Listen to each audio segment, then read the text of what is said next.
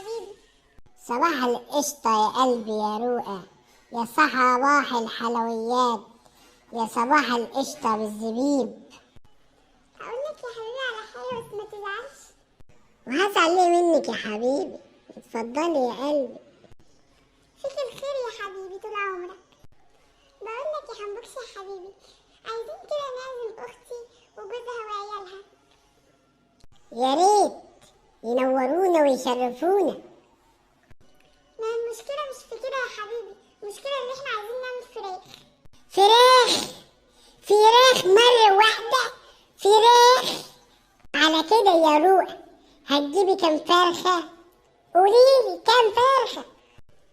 بص يا حبيبي، هما مش كتير يعني، هما 2 3 على حسب يعني. انت عارفة الكيلو الفراخ بكام؟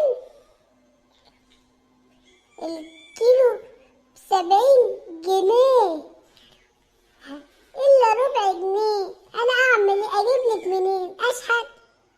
لا أنا هشحت وهجيبلك يا روح. ما أقدرش أزعل عيونك الحلوين دول يا روح. ماشي يا حبيبي، انا هتصل بيهم اهو. الو الو يا سعاد يا حبيبتي، عامله ايه؟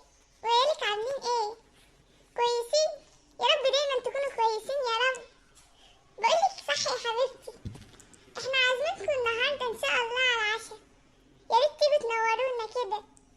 عاملين فراخ. ايوه فراخ، انا عارفه، احنا عارفين ان هي غاليه بس ما تغلاش عليكي يا قلبي. اوعي تنسي جوزك معاكي وعيالك. صح، عيالك عاملين ايه؟ نجحوا في الامتحانات ولا لسه؟ يلا ربنا معاكم. ماشي، هنستناكم النهارده الساعه 8 بالليل. ماشي، يلا باي. اهو قلت لهم اهم يا حبيبي، وهم النهارده هيجوا الساعه 8 بالليل. يأنسوا وينوروني يا حبيبي. أنا نازل أهو، هجيبلك ال3 فرخات وأجيبلك رز وكرنباية ومكرونة بشاميل وفراخ بانيه، عشان متقوليش جوزي مقصر معايا قدام أهلي.